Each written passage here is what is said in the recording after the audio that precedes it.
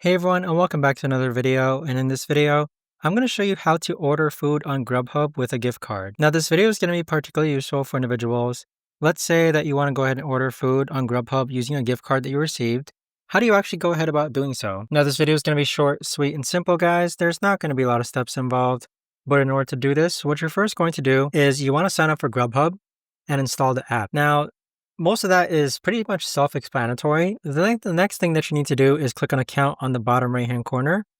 And then this is where you're going to set up your payments, addresses, and enter your gift card. So first click on payment and then click on add a new payment and go ahead and select which payment you want to add. Next, you want to go ahead and click on addresses and click on add new address. And then this is where you're going to enter your address where you want food to be delivered to. Last but not least, click on gift cards and then click on redeem a gift card. And then enter the 17-character gift card code that is on your gift card.